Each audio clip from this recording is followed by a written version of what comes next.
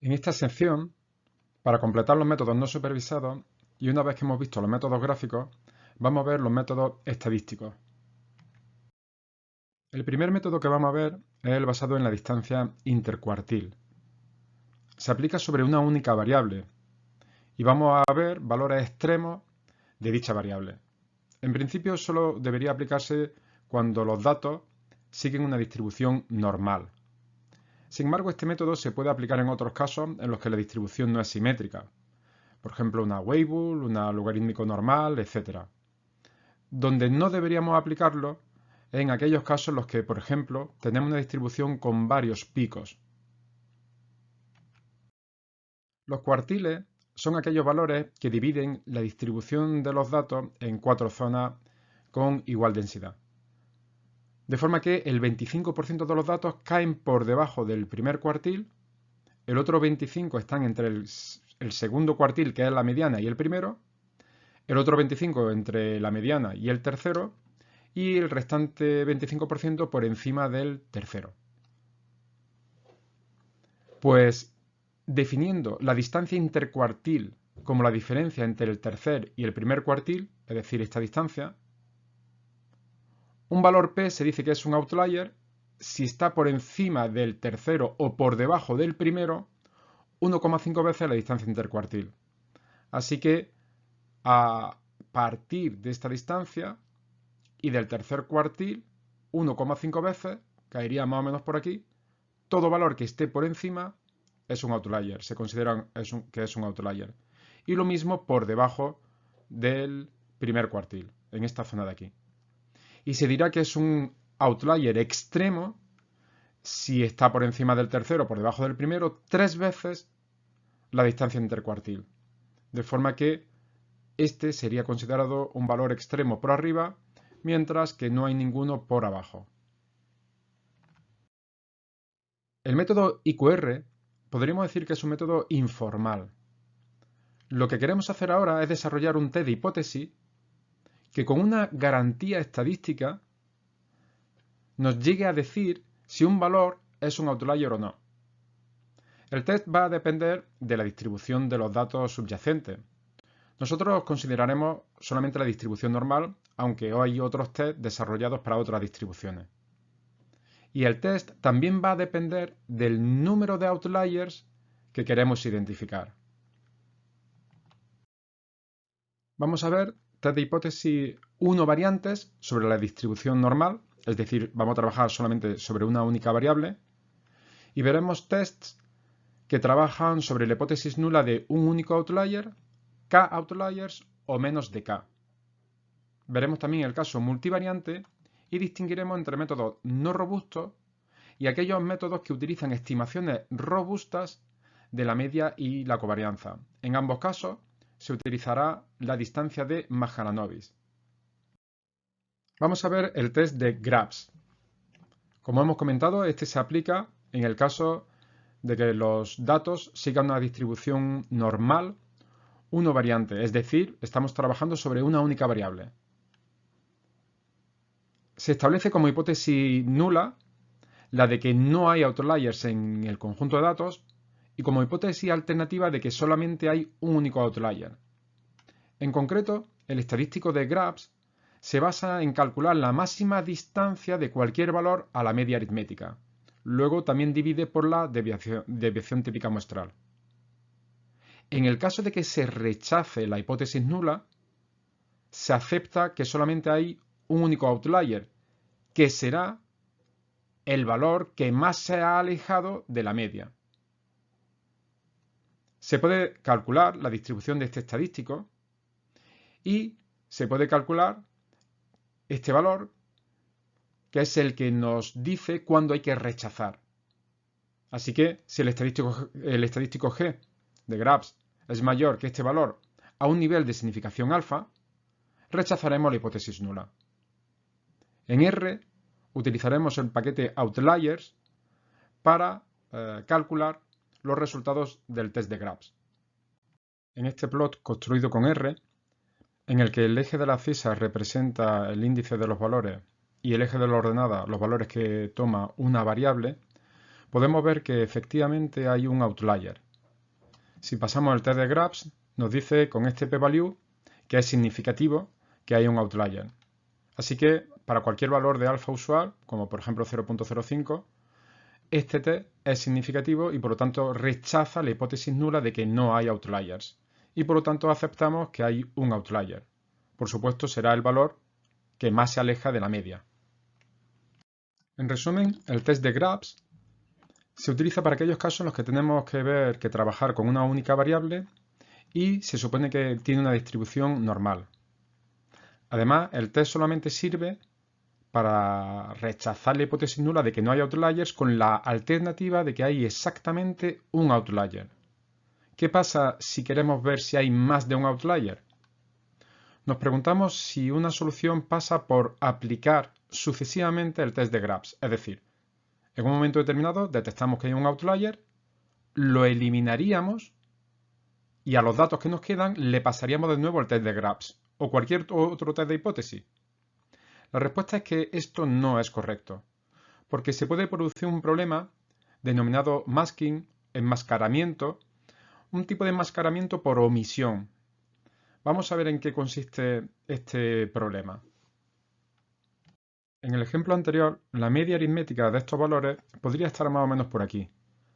La presencia del outlier hace que esa media pueda subir notablemente hacia arriba, pero posiblemente no lo suficiente como para considerar que este valor se ha generado a través de una distribución distinta del resto de los valores. Por eso el test de Grabs rechazó que no había outliers. Pero sin embargo, si añadimos este punto, la presencia de estos dos valores puede hacer tirar de la media, que más o menos podría caer por aquí, bastante más hacia arriba, porque hay ahora dos valores que están tirando de la media hacia arriba. Y entonces en ese caso sí es posible que la media esté lo suficientemente alta, cercana a estos dos valores, como para considerar que ambos han sido generados con la misma distribución que el resto de los valores. De hecho, en este caso, el test de Grabs nos da una significación, un p-value de 0.056, así que para un valor de alfa usual como 0.05, el test no podría rechazar de que hay outliers.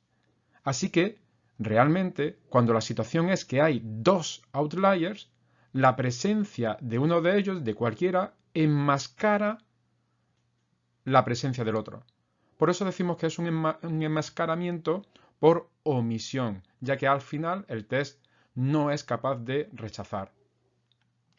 Para resolver el problema del masking, algunos tests plantean la misma hipótesis nula de que no hay outliers en el conjunto de datos, pero como alternativa plantean que hay exactamente k outliers. Si bien pueden resolver el problema del enmascaramiento por omisión, puede aparecer un problema que en inglés se denomina swamping y que podríamos traducir como enmascaramiento por exceso. Es decir, se van a detectar más outliers de los que realmente hay. Vamos a ver por qué. Con el mismo conjunto de datos anterior y con el mismo outlier, si se plantea que hay dos outliers, el estadístico lo que hace es computar la contribución de los dos valores más lejanos de la media. Este, por supuesto, es 1 y el siguiente podría ser este. Las contribuciones, de alguna forma, se suman, pero la contribución de este es tan grande que, de alguna forma, anula la contribución de este valor de aquí, que sí está cerca de la media.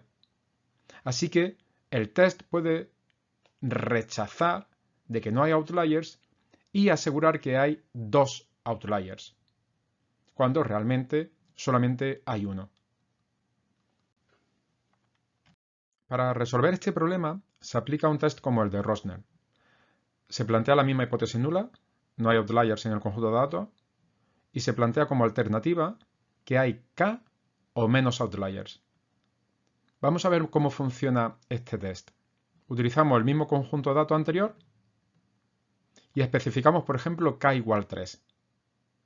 Así que vamos a buscar 3 o menos outliers. Se aplica un test de Grabs o similar a todos los datos, a todo el conjunto de datos. Recordemos que en esta situación el test de Grabs no rechazaba. Sin embargo, como se han especificado k igual 3, el test de Rosner procede de la siguiente forma. Elimina el valor que más se alejaba de la media y en un segundo paso aplica el test de Grubbs sobre el resto de los datos. En este caso, habiendo eliminado este de aquí, desaparece el problema del masking y dará significativo el test correspondiente y por lo tanto se puede considerar que este valor sí es un outlier. E inmediatamente se considera que los valores anteriores, este de aquí por ejemplo, también es un outlier. Así que de esta forma ya he podido identificar dos outliers. Como k igual 3 pasa al siguiente. Este sería el tercer valor que más se aleja de la media. Una vez eliminados estos dos, este valor ya no se considera un outlier en este conjunto de datos. Así que al final, el test de Rosner nos da como resultado de que hay dos outliers, este y este, que es justo lo que estábamos buscando. En cualquier caso, tenga en cuenta lo siguiente. Se han planteado 3 tests de hipótesis y cualquier procedimiento que lance varios tests simultáneamente sobre un mismo experimento debe tener en cuenta el conocido como Family Wise Error Rate. Para hacerlo, normalmente se procede a una penalización del nivel de significación. En este caso, en el test de Rosner, se procede a una penalización paso por paso, una corrección que es similar a la que se aplica por Hochberg en aquellos casos en los que se comparan, se ejecutan múltiples tests sobre un mismo experimento. En lo que sigue vamos a tratar el problema multivariante, es decir, cuando tenemos varias variables y queremos estudiar su distribución conjunta, no por separado. Por ejemplo, en el caso de dos dimensiones, de dos variables, este sería un ejemplo de una nube de puntos correspondiente a una distribución normal bivariante, con dos variables. Este sería el gráfico correspondiente a una distribución normal trivariante, con tres variables. Hay que destacar que el hecho de que una distribución de dos variables de forma conjunta sea una normal implica necesariamente que las dos variables de forma aislada sigan también una distribución normal 1 variante. Al revés no se tiene por qué producir. Es decir, el hecho de que yo tenga dos variables normales no implica que su distribución conjunta sea una normal bivariante. Así que a partir de ahora, suponemos que vamos a trabajar con una distribución multivariante, en nuestro caso, normal multivariante. Como ya habíamos comentado en la parte gráfica, un outlier será o bien porque tenga un valor alto en alguna de las variables, o bien porque tenga una combinación anómala de ambas variables. Por ejemplo, en este caso, no era de esperar que un valor alto de esta variable le correspondiese a un valor bajo de la segunda. En el caso 1 variante, calculábamos las varianzas como las sumas de los cuadrados de la diferencia de cada valor con respecto a su media. Aquí se hace algo análogo cruzando la variable j con la variable k. Se calcula la media de la variable j, la media de la variable k, y restamos cada observación iésima del registro iésimo en la variable j, lo mismo con la variable k, respecto a sus medias correspondientes. Multiplicamos y sumamos todos los valores. Dividimos por n-1 y esa es la covarianza muestral entre la variable j y la variable k. Construimos la matriz de covarianza, que será una matriz P por P, donde P es el número de atributos que estamos considerando. En este contexto, si tenemos una observación X, que es un vector de P valores, tanto valores como variables estamos considerando, se define la distancia de Mahalanobis de ese punto al centro de la distribución normal a través de esta fórmula. Esta fórmula se puede considerar como la versión multidimensional de un z-score, en el que restábamos cada valor de la media aritmética y dividíamos por la desviación típica. Ahora en este caso, x y x barra son vectores y esa es la matriz de covarianzas. Hay que hacer constar y hay que tener en cuenta que cuando estamos trabajando con la distancia Mahalanobis no necesitamos normalizar previamente los datos, ya que la propia distancia Mahalanobis, como estamos comentando, está realizando la versión multidimensional del z-score.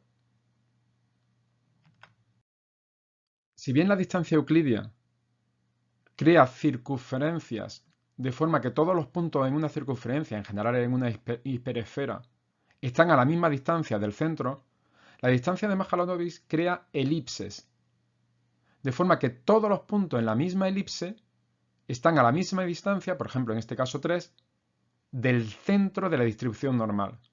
De esa forma, la distancia de Mahalanobis tiene en cuenta la correlación que hay entre estas dos variables, en el sentido de que a valores altos le corresponden valores altos de la segunda variable y a valores bajos de la primera le corresponden valores bajos de la primera variable. Hemos visto la distancia de Mahalanobis muestral. De la misma forma, se define la distancia de Mahalanobis sobre una distribución normal con parámetros esperanza y matriz de covarianzas conocidos. Viene dada por una fórmula similar a la que habíamos visto en el caso de la distancia de Mahalanobis muestral. En este caso, la distancia de Mahalanobis al cuadrado se distribuye según una chi cuadrado con p grados de libertad.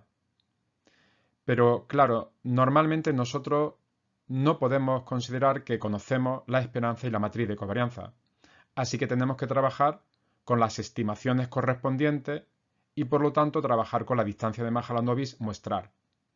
Se puede demostrar que la distribución de este estadístico sigue una distribución beta, aunque también se puede aproximar por la propia chi cuadrado o por una f de Snedeker. Estamos ya en condiciones de ver cuál sería el test de hipótesis que tenemos que plantear. Como hipótesis nula, al igual que hacíamos en el test de Grubbs en el caso de una dimensión, estableceríamos que no hay outliers, es decir, que todos los valores se distribuyen según la misma distribución normal multivariante, en particular el valor que más se aleja del centro en términos de la distancia de Mahalanobis, es decir, el valor que tenga mayor distancia de Mahalanobis. En el caso de que se rechace la hipótesis nula, se aceptará que ese valor no sigue la misma distribución normal que el resto de los valores. Por lo tanto, se podrá considerar un outlier. En el caso en el que estemos interesados en comprobar si hay más de un outlier, en principio deberíamos establecer la intersección de todas las hipótesis nulas correspondientes a ver si cada valor y, cada observación y, sigue la misma distribución normal multivariante que el resto de los valores. Sabemos que en estas situaciones en las que planteamos sobre un mismo experimento varios test de hipótesis, de forma simultánea, tenemos que controlar el error del Family-Wise Error Rate, el error de familia, el error por estar realizando múltiples test de hipótesis sobre un mismo experimento. Así que tendríamos que realizar una penalización del nivel de significación para tener en cuenta la intersección de todos estos test de hipótesis. Podríamos aplicar la corrección de Sidak o la corrección de Bonferroni, cualquiera de ellos. En cualquier caso, para un valor de n, que es el número de datos que yo tengo, elevado, nos saldría una penalización y un valor de significación realmente bajo, por lo que va a ser muy difícil rechazar.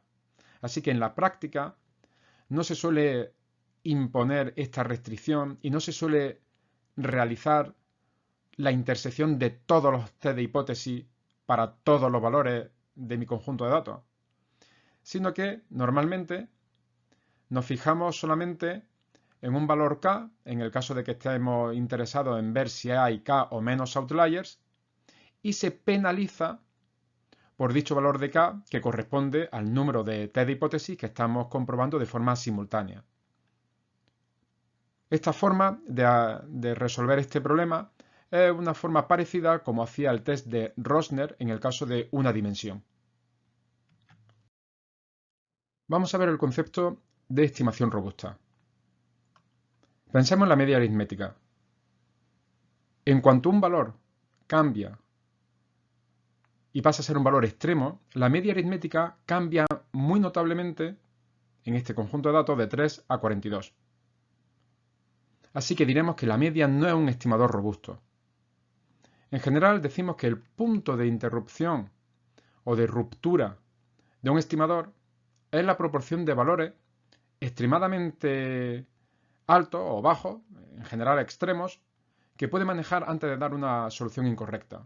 Es un valor entre 0 y 0,5. Por ejemplo, en el caso de la media, el punto de ruptura es 0, ya que solamente un valor puede alterar notablemente el valor del estadístico, en este caso de la media aritmética.